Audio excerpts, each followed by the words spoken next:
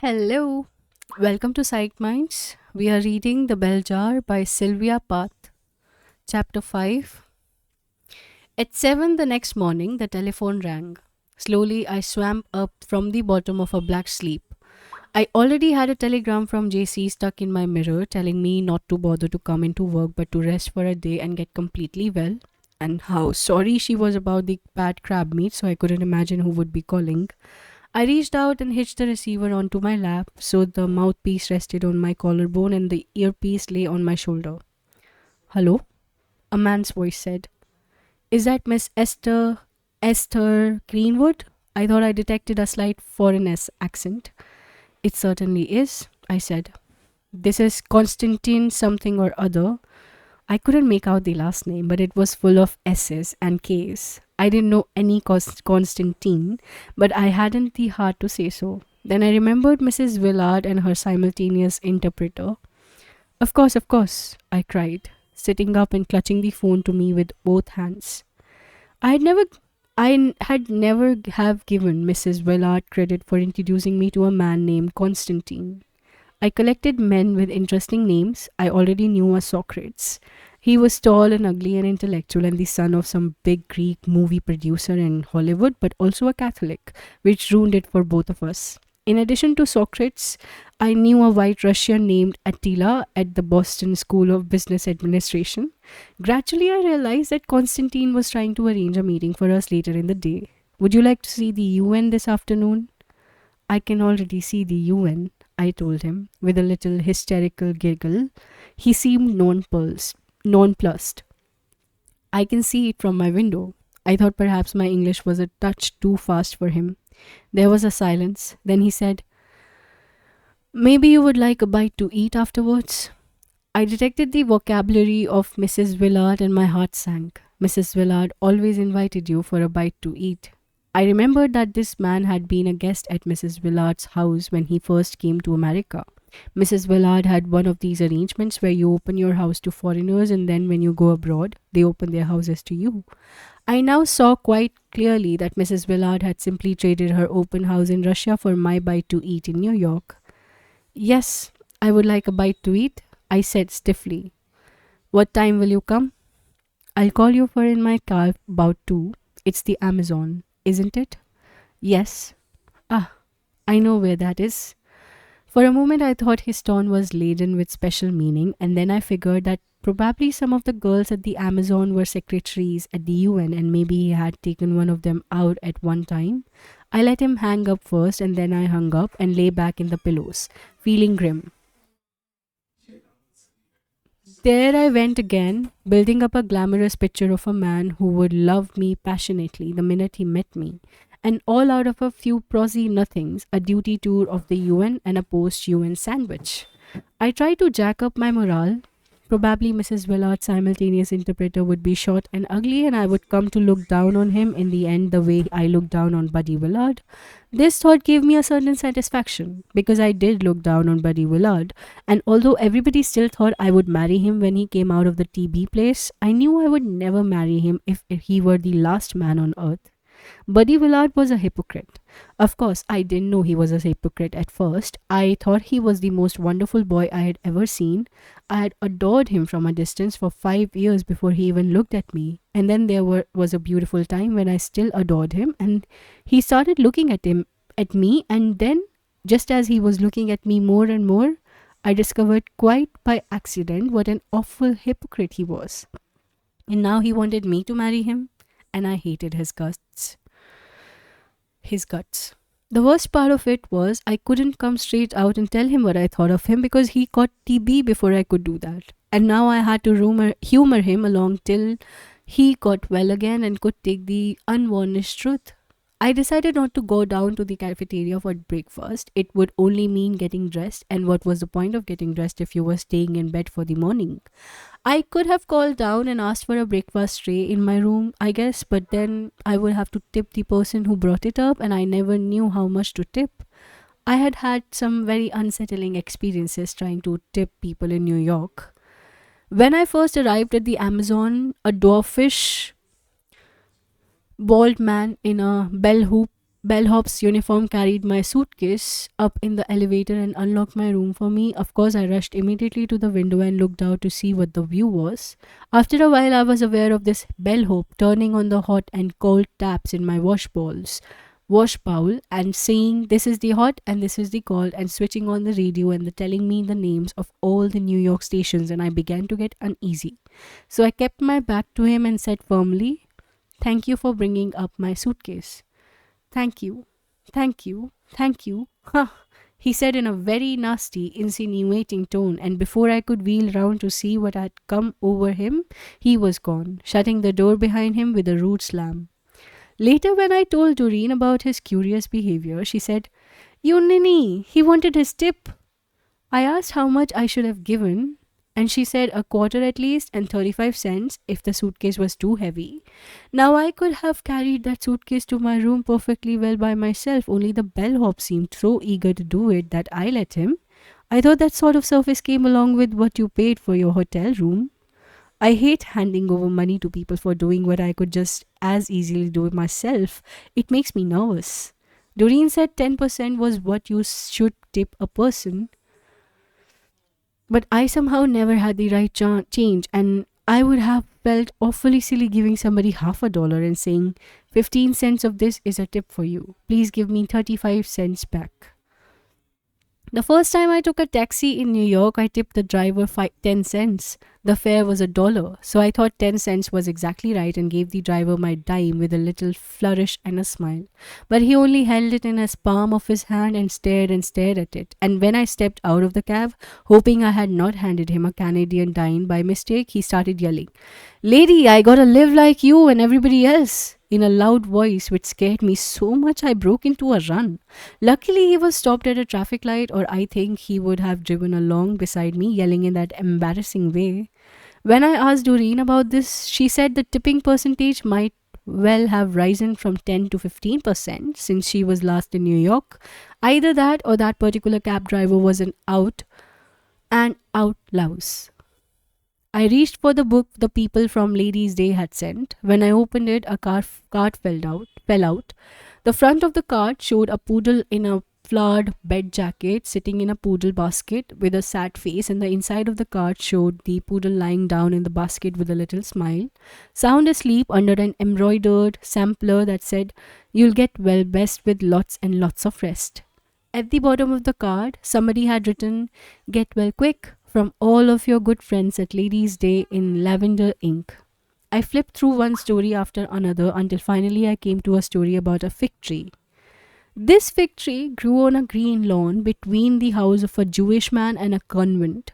The Jewish man and a beautiful dark nun kept meeting at the tree to pick the ripe figs, until one day they saw an egg hatching in a bird's nest on a branch of the tree, and as they watched the little bird peck its way out of the egg, they touched the backs of their hands together, and then the nun didn't come out to pick figs with the Jewish man anymore, but a mean-faced Catholic kitchen maid came to pick them instead, and counted up the figs the man picked after they were both through to be sure he hadn't picked any more than she had.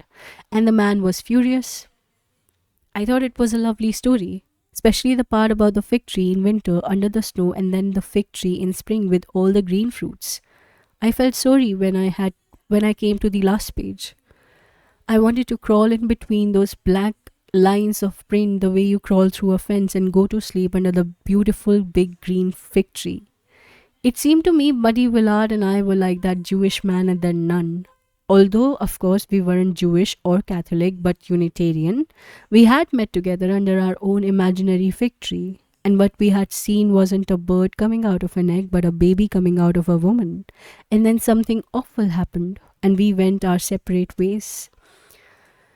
As I lay there in my white hotel bed, feeling lonely and weak, I thought of Buddy Willard lying even lonelier and weaker than I was up in that sanatorium in the Adirondacks, and I felt like a heel of the worst sort.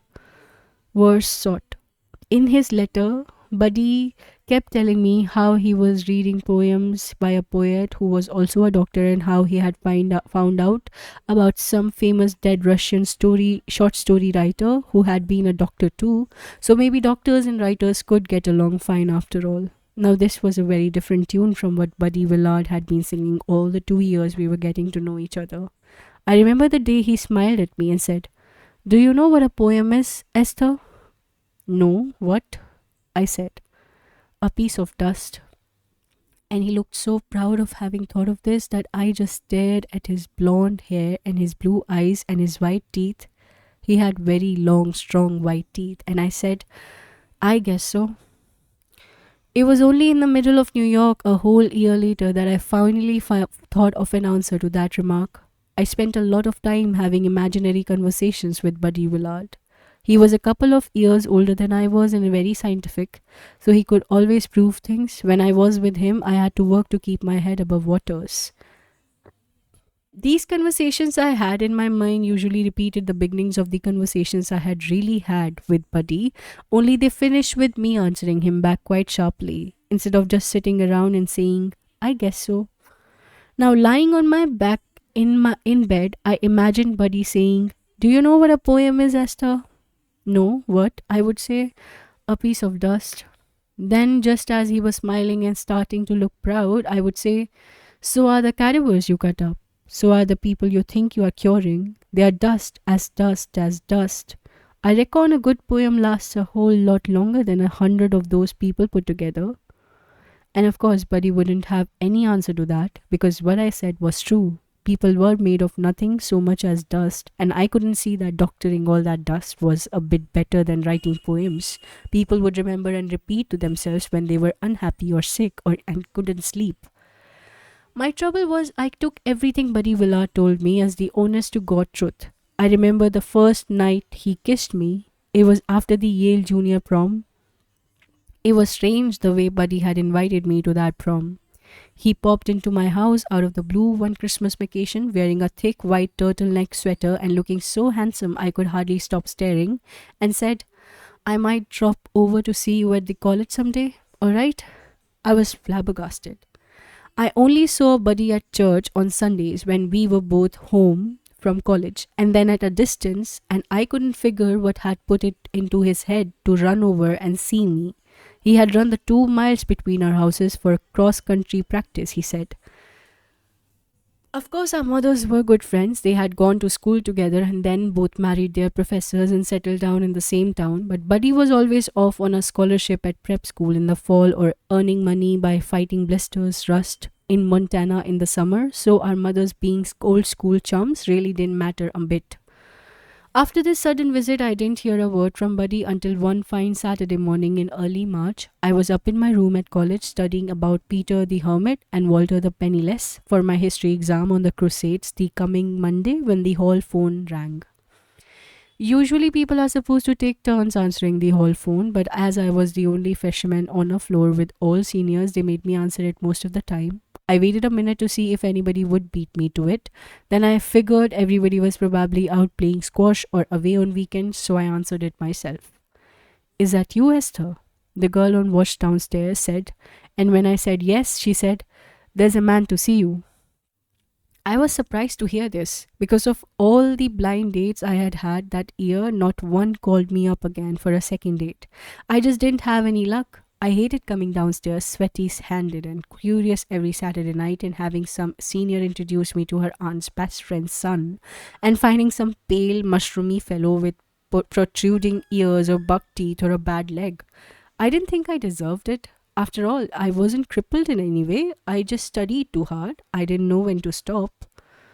Well, I combed my hair and put on some more lipstick and took my history book so I could say I was on my way to the library if it turned out to be somebody awful, and went down. And there was Buddy Willard leaning against the mail table in a khaki zipper jacket and blue dungarees and frayed grey sneakers and grinning up at me.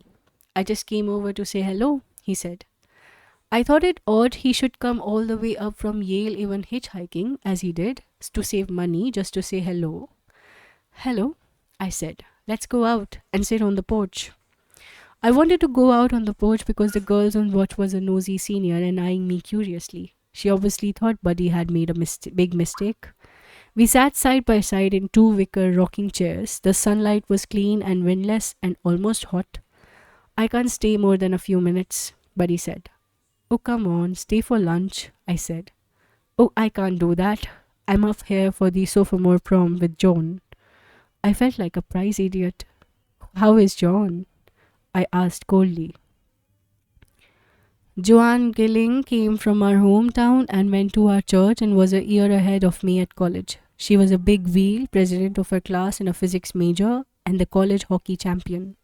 She always made me feel squirmy with her starry, pebbled, colored eyes and her gleaming tombstone teeth and her breathy voice. She was big as a horse, too. I began to think Buddy had pretty poor taste. Oh, John, he said. She asked me up to this dance 2 months ahead of time, and her mother asked my mother if I would take her. So, what could I do? Well, why did you say you would take her if you didn't want to? I asked meanly. Oh, I like Joan.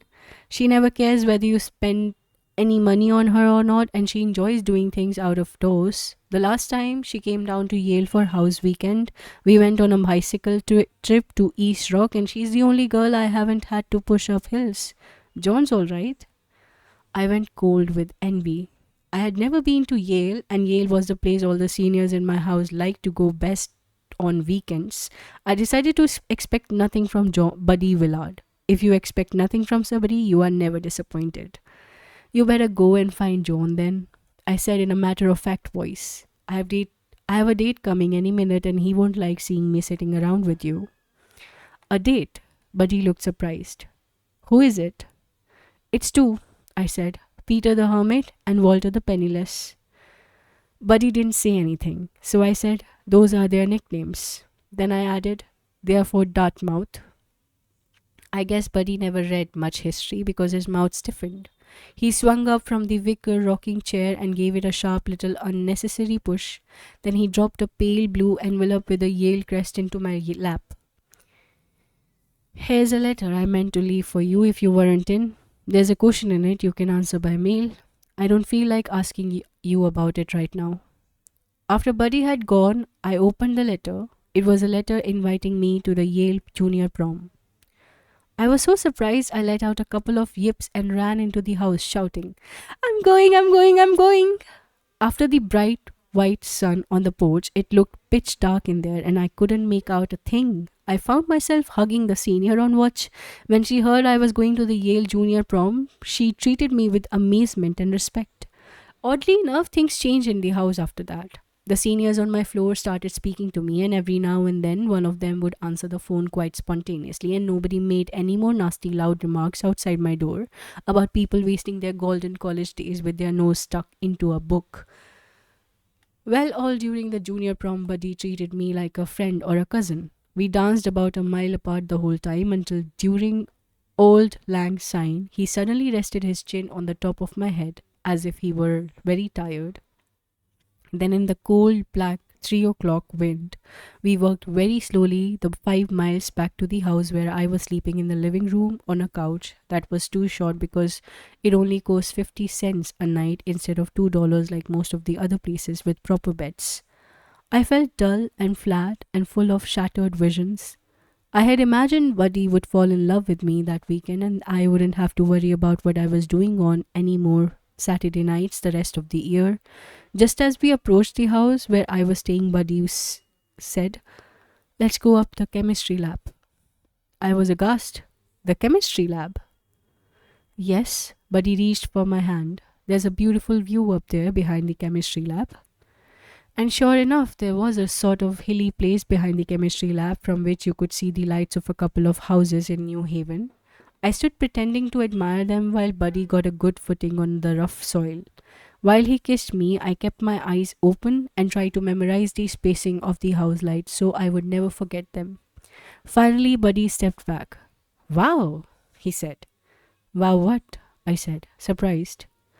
It had been a dry, uninspiring little kiss, and I remember thinking it was too bad both our mouths were so chapped from walking 5 miles in that cold wind. Wow, it makes me feel terrific to kiss you. I modestly didn't say anything.